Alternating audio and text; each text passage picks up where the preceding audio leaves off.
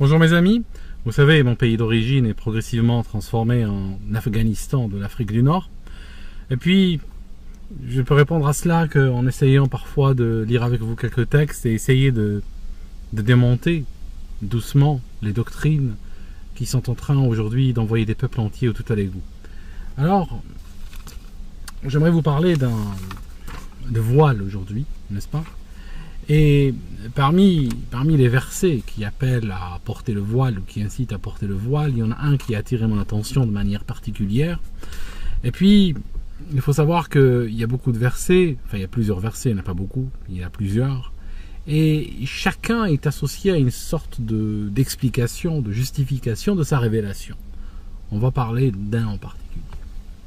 Alors, ça va être scabreux, je ne vous le cache pas. Je prends le livre de M. Bukhari, donc juste pour poser les personnages très rapidement pour ceux qui débarquent. Il faut savoir que M. Bukhari a écrit Sahih Bukhari, qui est un livre de Sunna qui est arrivé 200 ans après l'islam.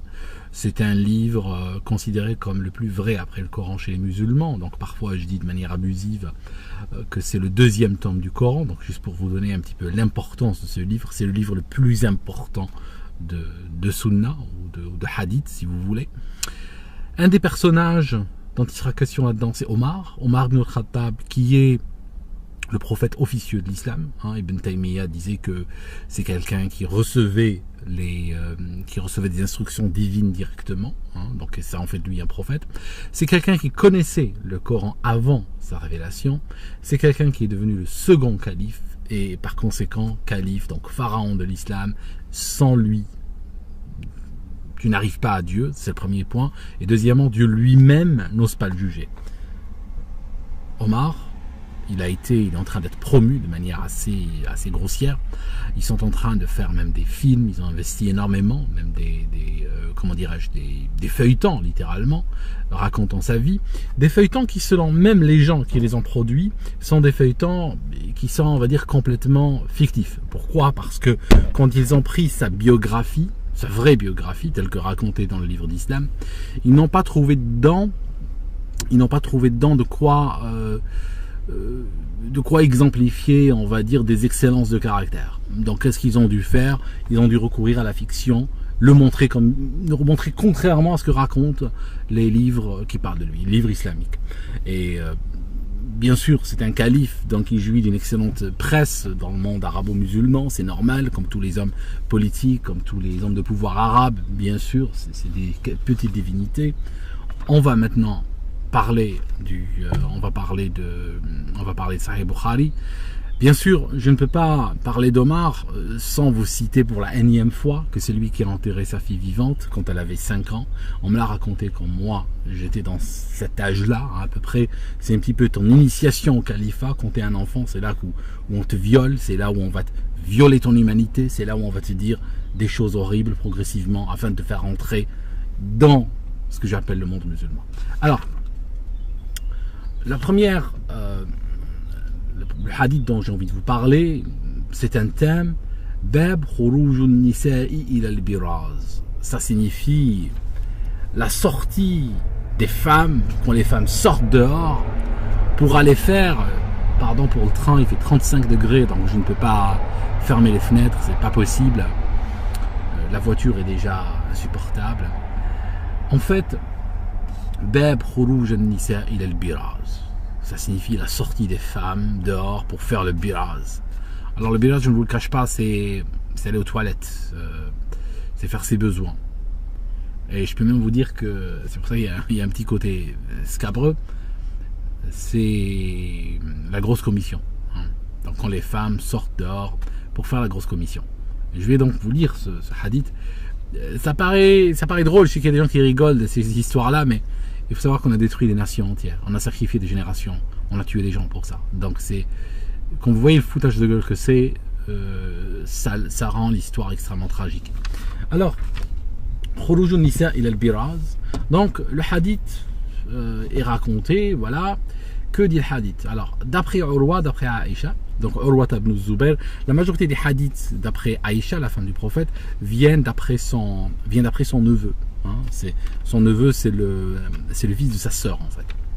Alors, Aïcha était la femme du prophète, hein, c'est elle dans les musulmans, on répète sans arrêt qu'il s'est marié avec à 6 ans, et c'était aussi accessoirement, d'où son importance, la fille d'Abou Bakr, le premier calife. Alors, qu'est-ce qu'il dit?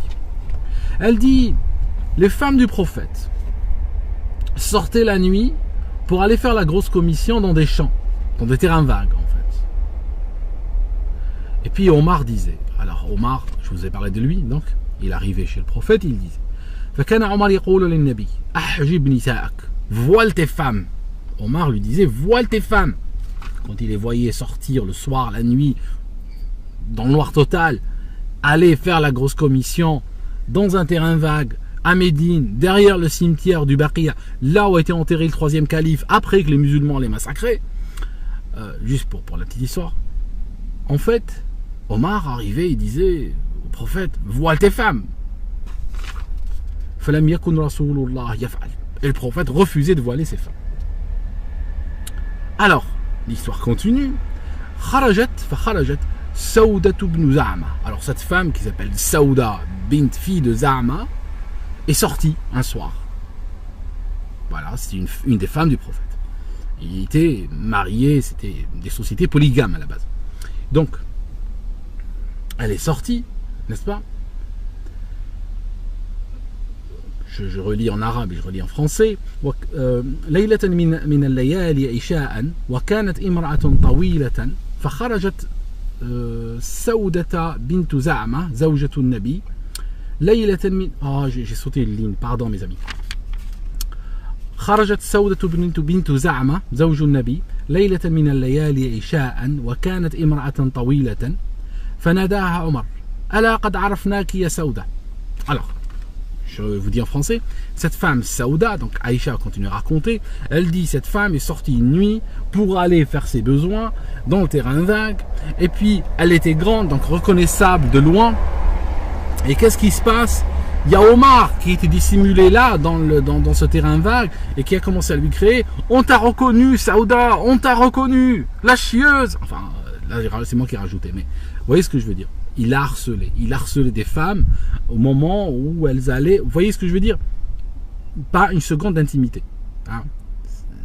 La société arabo-musulmane, à force de vouloir ressembler à ces sociétés-là, est en train de devenir comme elle, même en 2017.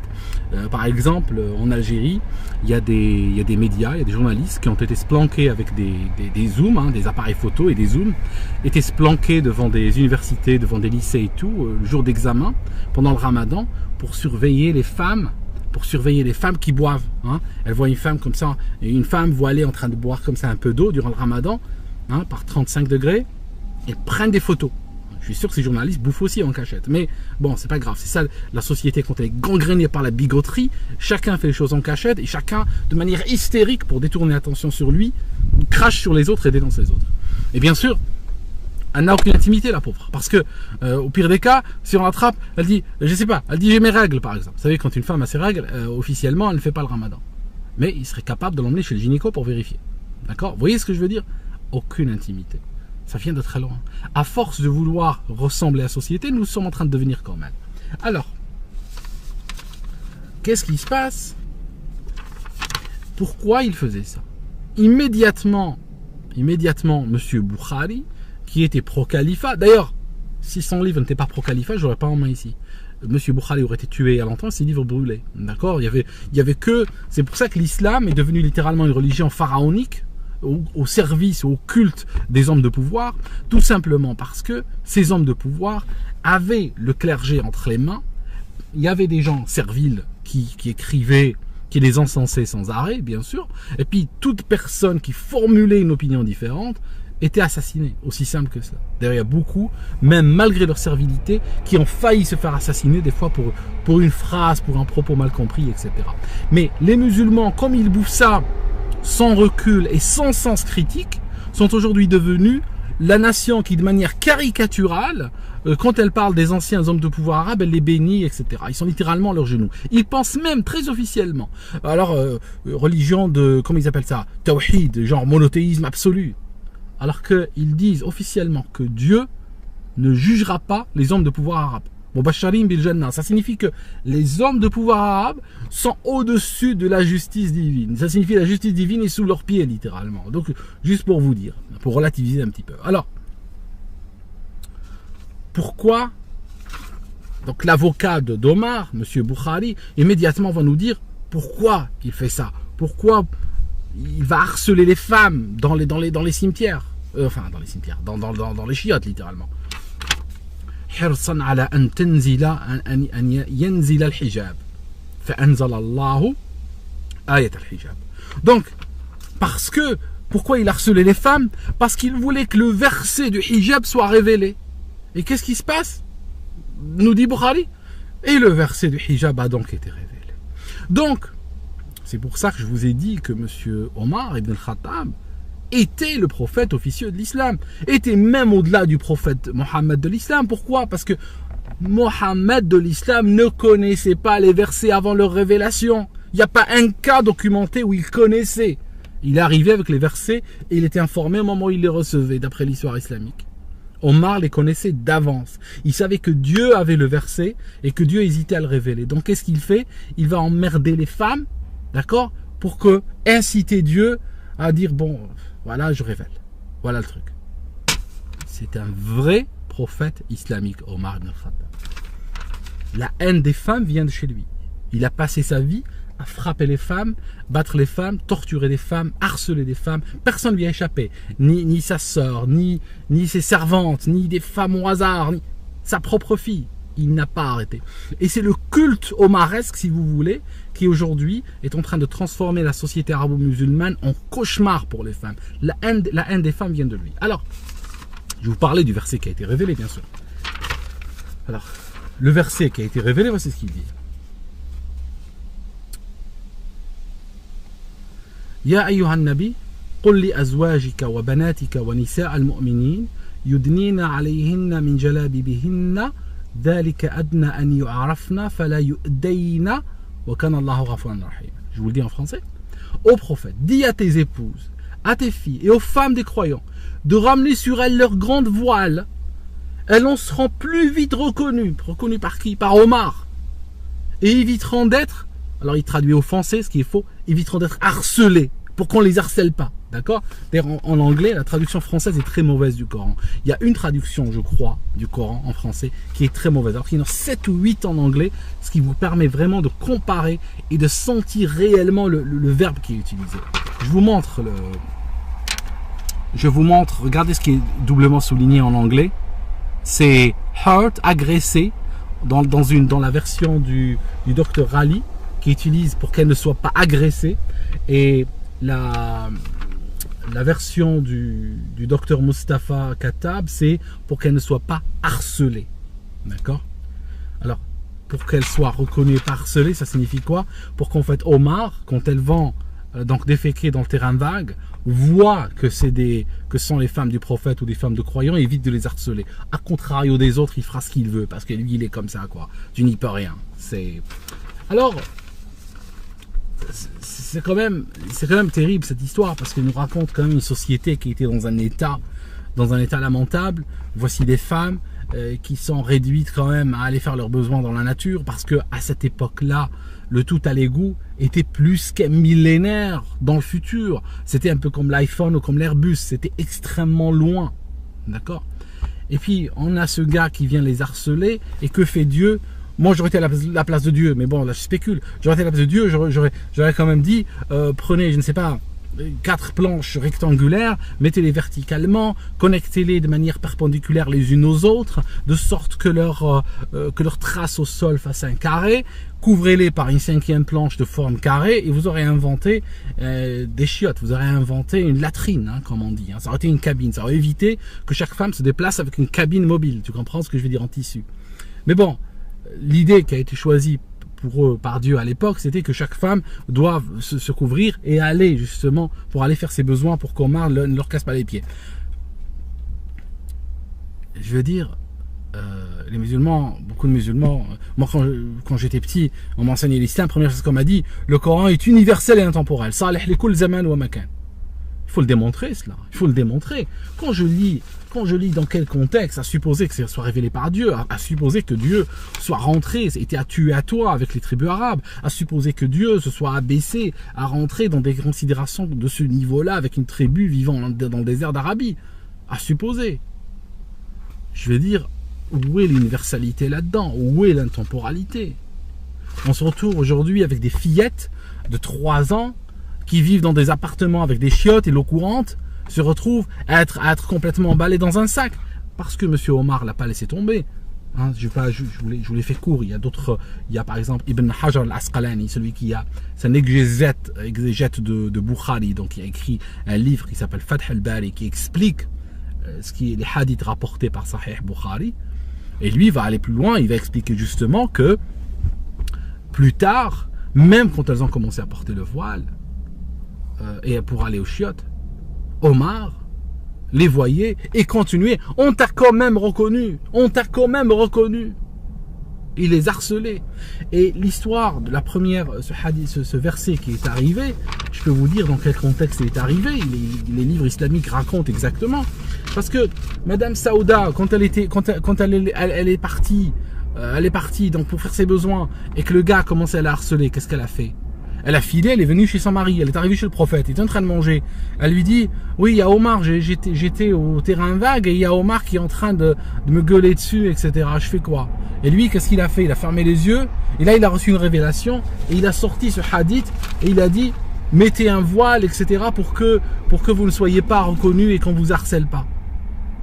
Mais Omar a continué à la harceler. Malgré cela, elle a mis un voile et tout ça, parce qu'il fallait qu'elle y aille quand même. Donc elle a pris un drap et tout, elle l'a mis sur elle-même, elle a été. Et il a dit, on t'a quand même reconnu, Saouda. Donc je veux dire, il lui a coupé le gars.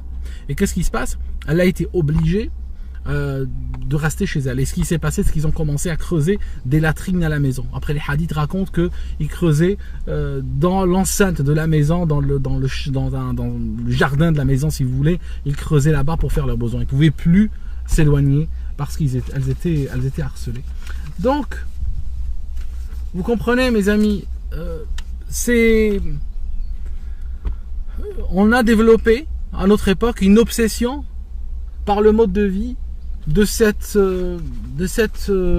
société, d'une société qui était extrêmement, on le voit, qui était extrêmement arriérée, qui vivait dans des conditions sanitaires extrêmement, je veux dire, peut-être c'était ok pour il y a 1400 ans, mais ils n'ont rien à nous apprendre aujourd'hui. Vous comprenez? C'est ça le problème. Et à force de vouloir les identifier à eux, on commence à les singer, on commence à leur ressembler, on commence à prendre des solutions qu'ils avaient essayé d'adopter pour des problématiques très particulières, pour lesquelles ils avaient adopté des solutions totalement maladroites, et on essaie aujourd'hui de les généraliser sur l'humanité entière. C'est complètement aberrant, mes amis. Voilà, c'était juste ce que je voulais vous dire aujourd'hui. J'aimerais quand même que vous remarquiez que je suis un mec, hein. Je suis un mec d'origine algérienne, je suis né en Algérie, j'ai grandi en Algérie.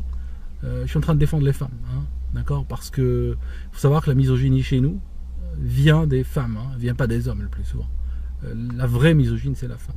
Et c'est souvent elles qui réagissent le plus agressivement à des vidéos comme celle-ci. Bonne journée, mes amis.